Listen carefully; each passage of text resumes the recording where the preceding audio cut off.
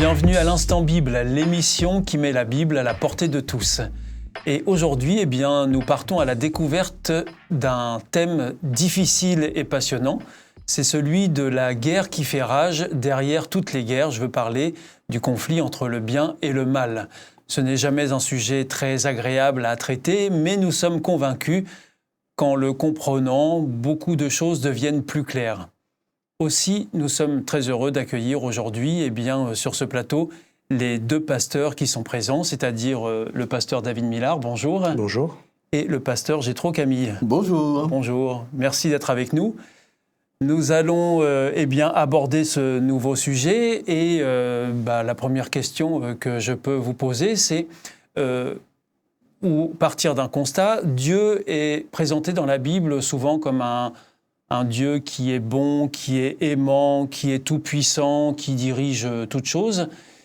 Mais quand on regarde comment ont tourné toutes ces choses, on peut se demander qu'est-ce qui s'est passé, qu'est-ce qui n'a pas bien marché, pasteur David Millard. Donc effectivement, comme tu l'as dit, Dieu est présenté dans la Bible comme étant un Dieu d'amour. Et c'est tout à fait pertinent de se poser cette question, pourquoi le monde qui nous entoure n'est pas ce monde marqué par l'amour ? Et je crois que Jésus lui-même est conscient de cette situation, puisque dans la prière qu'il adresse à son Père, qu'on appelle justement le Notre Père, il va dire ces paroles qui, moi, personnellement, me touchent énormément. C'est que ta volonté soit faite sur la terre comme elle est faite au ciel. Ce qui sous-entend qu'aujourd'hui, dans le monde dans lequel nous vivons, la volonté de Dieu ne s'applique pas pleinement. Et Jésus a été lui-même l'une des victimes de cette absence d'amour et de bonté et de la volonté de Dieu qui s'exerce, puisque, je le rappelle, il a quand même donné sa vie dans des conditions très compliquées, de souffrance extrême, parce que justement, il a voulu nous montrer que le monde actuel a quelque chose contre la bonté. Parce que Jésus, il a fait que du bien.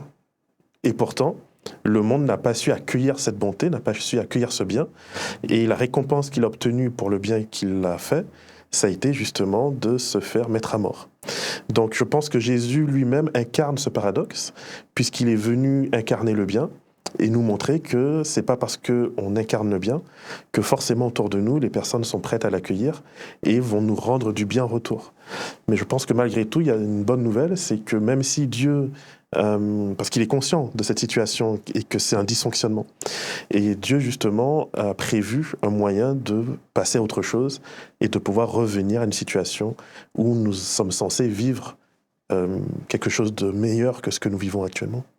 Alors, on peut si je peux juste réagir, pas vraiment réagir en fait, abonder dans le sens et puis ajouter juste qu'effectivement l'équation entre un Dieu tout-puissant et amour qui nous laisse dans un monde où il y a la guerre, où il y a la misère, c'est une équation très compliquée pour tout le monde, y compris pour moi, pasteur par exemple, où parfois quand je vois la souffrance du monde, j'ai du mal à accepter cela, mais cela a vraiment un sens et ça n'est pas pour rien que Dieu a laissé certaines choses arriver.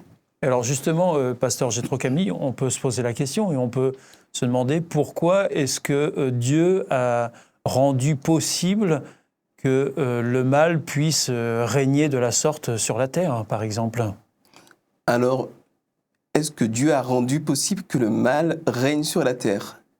En tout cas, il ne l'a pas empêché. Oui, les petites nuances sémantiques, ça peut avoir son importance parce que quand je rends quelque chose possible, c'est que je mets en œuvre tout un effort pour que ces choses-là arrivent. Je ne crois pas que Dieu ait souhaité que ça arrive, mais je peux partir d'un constat tout simple et tout bête, c'est que Dieu ne nous empêche pas de faire le mal. Si par exemple, mon ami David, ici, se lève et me met une claque, je vais avoir... je sens qu'il est tenté. Je vais avoir mal. Et 2, je ne crois pas que Dieu va retenir sa main au dernier moment, je le souhaiterais, mais je ne crois pas qu'il va le faire. Ça veut dire que Dieu, quelque part, il a une vision claire de ce qui est bon, mais il a une vision claire aussi de ce qu'il peut imposer, ce qu'il souhaite imposer, ce qu'il ne souhaite pas imposer. Et en ce sens-là, il laisse une certaine latitude, une certaine liberté à ses créatures. Et la liberté, contrairement à ce qu'on pourrait penser, c'est parfois un poids à porter. C'est parfois quelque chose qui n'est pas évident à gérer correctement. Personnellement, j'aurais bien voulu parfois que Dieu ne nous laisse aucune liberté, qu'il n'y ait pas toute cette souffrance. Mais en tout cas, lui a une vision différente, une vision idéologique d'un certain point de vue, mais une vision qu'il a été jusqu'à incarner incarné jusqu'à des conditions de mort terribles sur une croix, parce qu'il croit dur comme fer à une relation d'amour. Or, le rapport entre l'amour et la liberté est vraiment très simple à comprendre. C'est que s'il n'y a pas de liberté, il ne peut pas y avoir d'amour. C'est-à-dire que l'amour authentique, c'est pas quelque chose que tu décides en braquant un fusil à tempe sur la tempe de celui qui va lui dire maintenant tu m'aimes ou je te fais sauter la cervelle. Ça ne marche pas. Ça ne peut être vécu que dans la liberté. Et donc, Dieu laisse sa liberté à ses créatures, sachant que cette liberté engendre un risque, le risque de dérapage qui malheureusement s'est produit et dont nous souffrons tous aujourd'hui. Alors, quel est ce dérapage, pasteur Jétro? Qu'est-ce qui s'est passé? Quelles sont les explications qui permettent de comprendre pourquoi certains ont pu à un moment donné choisir une autre voie, celle du mal par exemple? Oh, je vais lire un petit verset dans Genèse 3. Je contextualise en une phrase. Les premiers hommes, Adam et Ève, sont dans le jardin d'Éden et peuvent avoir tout le jardin à leur disposition, sauf un arbre qui est là et qui ne doivent pas toucher. Cet arbre symbolise justement leur liberté. Parce que sans cet arbre-là, ils n'ont pas la possibilité, quelque part, de s'éloigner de Dieu ou de faire un choix autre que celui de Dieu. Et il y a un serpent qui symbolise donc le diable, Satan, qui vient, qui leur dit Dieu, quelque part, est en train de vous arnaquer. Il sait très bien que si vous mangez de ce fruit de cet arbre, vous allez devenir des dieux comme lui. Or, je fais la version G3. Or, il veut garder le pouvoir et la puissance pour lui-même. Quelque part, il ne mérite pas d'être Dieu, donc mangez le fruit. Et votre intelligence va s'ouvrir, vous allez être comme des dieux. Et Adam et Ève vont croire à cela et se dire mais on peut très bien se débrouiller par nous-mêmes et être nos propres dieux. Par conséquent, ils ont choisi de faire ce choix dont on porte encore les conséquences jusqu'à ce jour. Ce qu'il a dit est extrêmement important. On ne peut pas être bon si on n'est pas libre. On ne peut pas aimer si on n'est pas libre, mais on ne peut pas non plus être bon si on n'est pas libre. Si je suis programmé à ne faire que le bien, je ne suis pas une bonne personne. Je suis juste un robot programmé à faire le bien. Donc, être une bonne personne, c'est avoir la capacité de faire le mal et choisir de ne pas le faire. Et c'est là où ça devient difficile. Parce que si Dieu conserve jusqu'au bout ma capacité à faire le mal, ça veut dire qu'il y a le risque que je fasse le mal. Mais le choix de Dieu, c'était justement que nous puissions faire un autre choix et rester attachés au bien. Et c'est là où, effectivement, le diable a réussi à nous convaincre que manger de cet arbre de la connaissance du bien et du mal, qui dans la Bible, c'est une expression pour dire l'arbre de la toute connaissance, donc finalement devenir Dieu à la place de Dieu et s'affranchir de Dieu, eh ben, c'était quelque chose de souhaitable. Et on le voit encore dans la société, les injonctions, c'est quoi? Sois libre, sois indépendant, ne compte sur personne, sois autosuffisant. Ces injonctions continuent dans notre société encore à être entendues, et malheureusement, souvent, elles mènent à s'isoler de l'autre, parce que ce qui est à constater immédiatement dès que Adam et Ève consomment de ce fruit, on nous dit, c'est le regard qui change. C'est pas tout de suite la relation à Dieu. C'est d'abord le regard qui change. Ils virent qu'ils étaient nus, ils eurent honte. Ça veut dire que la prédation est entrée dans le monde. Je ne te vois plus comme quelqu'un à aimer. Je te vois maintenant comme quelqu'un exploité. Et c'est pour ça que, je le dis souvent aux couples que j'accompagne en préparation au mariage, lorsqu'on est fâché, dans un couple, on fait quoi? La première réaction, c'est on se couvre. Ce n'est pas ce moment-là qu'on se trimballe en simple apparat. Au contraire, on se découvre quand on a confiance. Et le péché, c'est quoi? C'est la perte de confiance, l'entrée de la prédation dans le monde, et le fait que quand je te vois, je regarde quelqu'un et je me dis comment je peux t'exploiter pour mon bénéfice. Alors merci, c'était très intéressant comme réflexion. Pasteur David Millard, est-ce que vous pouvez nous citer des textes qui parlent justement de ce conflit entre le bien et le mal et qui nous l'expliquent surtout? Alors, Pasteur Jétro l'avait mentionné, il y a Genèse 3 qui introduit donc la présence de ce serpent, cet être bizarre, parce que c'est un animal, en même temps il parle. Or, normalement, les animaux ne parlent pas, on le sait. Donc ça nous introduit déjà cette notion qu'il y a quelque chose de surnaturel et qui dépasse les règles normales telles que régies dans les lois de la nature. Et puis, on aura différentes histoires, comme l'histoire de Job, que j'aime beaucoup, qui est un récit dans lequel, justement, on nous aide à comprendre ce qui se passe comme enjeu entre ce qui se passe sur Terre, ce que nous vivons en tant qu'êtres humains, et puis l'arrière-plan, ce combat entre le diable et Dieu. Job, c'est un homme dont, jusqu'à présent, tout lui réussit. Et le diable va venir en disant, mais oui, mais s'il est aussi dans le succès, c'est parce qu'il est entré dans une relation de marchandage avec Dieu, et il fait le bien que en échange d'avantages. Dieu achète sa loyauté. Dieu achète sa loyauté en l'aidant à réussir, parce qu'il fait des choses que Dieu dit que c'est bien. Et donc tout le récit de l'histoire de Job, c'est de voir comment Dieu va dire « Ok, je me retire de la vie de Job ». Et quand Dieu se retire, ça laisse le champ libre au diable. Le diable va donc lui faire perdre ses enfants, lui faire perdre sa santé, lui faire perdre ses amis. Et à la fin, on voit que malgré tout, Job reste fidèle au bien et donc il reste fidèle à Dieu. Et pour moi, c'est ça aussi l'enjeu. C'est pas juste être fidèle à une personne, c'est vraiment être fidèle aussi à des valeurs. Et est-ce que je change de valeur parce que ça ne correspond plus à ce qui me fait avancer dans la vie ? Et puis, c'est le passage que j'aimerais vous lire, il y a dans 1 Pierre 5, verset 8, un avertissement de cet apôtre qui a connu le Christ et qui a été l'un de ses fidèles disciples, et qui nous dit « Soyez bien éveillés, soyez lucides, car votre ennemi le diable rôde comme un lion rugissant, cherchant quelqu'un à dévorer. Résistez-lui en demeurant ferme dans la foi. » Il y a là ici une préoccupation de cet apôtre, de nous dire attention justement, nous ne vivons pas dans un monde dénué d'influence, il existe cette influence à faire le mal, et donc soyez lucides, soyez conscients de cela pour mieux lui résister. Alors, pasteur Gétro, Camille, si vous avez quelque chose à ajouter, vous pouvez le faire. J'ai une question pour vous. Ils sont bien les jeunes. Est-ce que ces textes nous expliquent ou nous disent comment Dieu compte régler ce conflit au final ?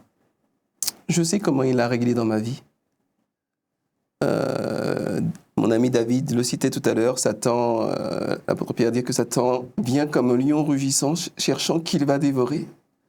Satan se présente comme le super prédateur. Et très curieusement, dans la Bible, celui qui règle le problème du péché, c'est Jésus.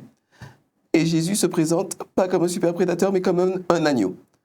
Et là, je suis dans le texte d'Apocalypse, chapitre 5. Et on parle de Jésus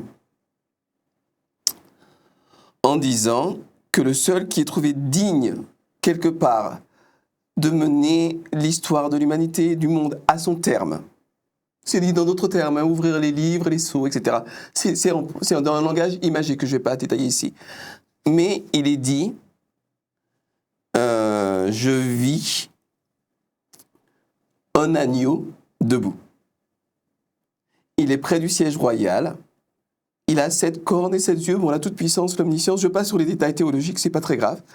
Mais celui qui est digne, c'est celui qui se présente comme un agneau et qui est également appelé le lion de la tribu de Juda. Et donc, le moyen que Dieu a mis en place dans ma vie, dans la vie, je crois, de centaines de millions et même de milliards de chrétiens, c'est non pas la superprédation, comme Satan le fait, mais au contraire, l'amour le plus total, le don de soi, le plus complet, le plus innocent, le plus dénué d'arrière-pensée. Et c'est comme cela que Dieu m'a séduit. Quand j'ai découvert l'existence de Dieu à 20 ans, j'ai été sidéré. Mais je n'étais pas du tout amoureux de Dieu. C'est seulement quand j'ai compris quel tact, quel amour, quelle délicatesse il déployait pour nous permettre de le trouver, sans nous forcer à croire en lui, que je suis tombé amoureux de Dieu. Et donc, la stratégie que Dieu met en place, on pourrait la détailler dans pas mal de textes bibliques, mais elle consiste à montrer quel est son caractère, qui il est, pour que nous choisissions de nous-mêmes, séduits, non pas manipulés, mais séduits par la beauté de son caractère, et bien que nous décidions de le suivre par nous-mêmes. C'est comme cela que il y a des centaines de millions de chrétiens qui suivent Jésus-Christ, qui aiment Dieu, et qui ne sont pas dans la superprédation, ni même dans la prédation tout court. Et j'aimerais même dire au-delà, parce qu'il y a une parole de Jésus dans les évangiles, lorsqu'il parle d'un fameux péché contre le Saint-Esprit, ça veut dire endurcir son cœur au point où on n'est plus sensible au bien. Et dans ce passage, Jésus va dire, même les personnes qui disent du mal de moi, tout leur sera pardonné. Ça veut dire que Jésus a conscience qu'il y a des personnes qui, n'auront peut-être jamais entendu parler de lui, ou auront entendu parler de lui dans de mauvais termes, et seront incapables de réconcilier la notion de bien avec ce que l'Église a fait pendant des siècles, les massacres, les guerres, etc. C'est vrai. Et Jésus est en train de dire, en fait, ça, c'est pas grave. L'important, c'est que vous puissiez discerner ce qui est bien, l'amour pour l'autre, de ce qui est mal, la prédation, la méchanceté. Et cette personne qui reste sensible et qui recherche le bien, cette personne va trouver Jésus tôt ou tard, d'une manière ou d'une autre. Et alors donc, c'est la raison pour laquelle il est important de comprendre ce qui se joue pour mieux appréhender le monde dans lequel nous vivons actuellement. C'est important de comprendre tout ça. D'où le terme de lucidité que Pierre nous invitait à avoir, à développer. Oui. C'est-à-dire que quand je parle à des amis non chrétiens, ou même athées, aujourd'hui, tout le monde se rend compte qu'on est face à des enjeux extrêmement importants. Face aux guerres, face à ces personnes qui accaparent de plus en plus de richesses, face à la souffrance qui monte dans nos sociétés, face à nos démocraties, que l'ONU en France appelle même une démocratie défaillante. Aux défis écologiques. Aux défis écologiques, les personnes se disent « Ok, il y a quelque chose qui ne va pas ». Et ça, on est quasiment tous d'accord. La question maintenant, c'est comment est-ce qu'on cherche une solution et quelle solution on trouve à cela. Et je crois que là, il y a vraiment quelque chose en termes d'humain, sans rentrer dans des débats théologiques, philosophiques, de se dire où je me situe moi. Est-ce que je cherche à être une force de bien ou est-ce que je continue mon petit bonhomme de chemin, je consomme, j'exploite, je détruis, en disant l'important c'est que moi je profite et les autres on verra plus tard. Et rien que sur cela, je crois qu'il y a un enjeu sur lequel on peut tous se retrouver, cheminer ensemble et voir où ça nous mène.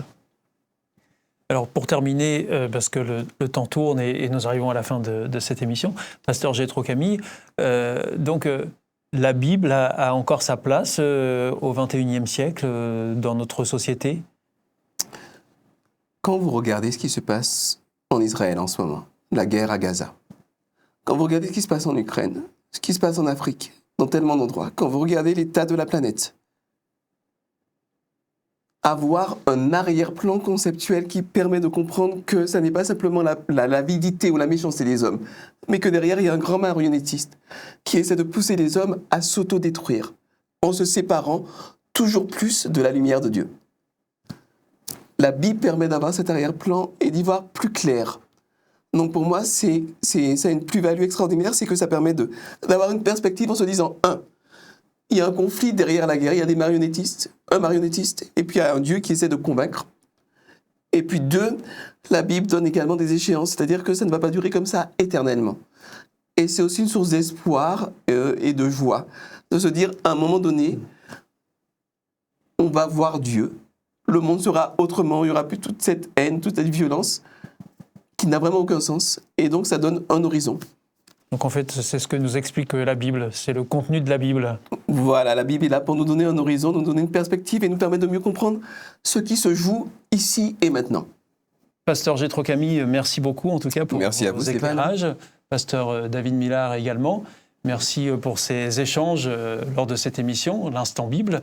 Alors les personnes qui nous suivent, si vous souhaitez en savoir plus sur le sujet que nous avons abordé aujourd'hui, sachez que c'est tout à fait possible en lisant tout simplement la Bible et vous pouvez nous la demander. Nous serons heureux de vous l'offrir gratuitement en nous la demandant aux coordonnées mentionnées juste après cette émission. On se donne rendez-vous à très bientôt pour une prochaine émission de l'Instant Bible. Merci, au revoir.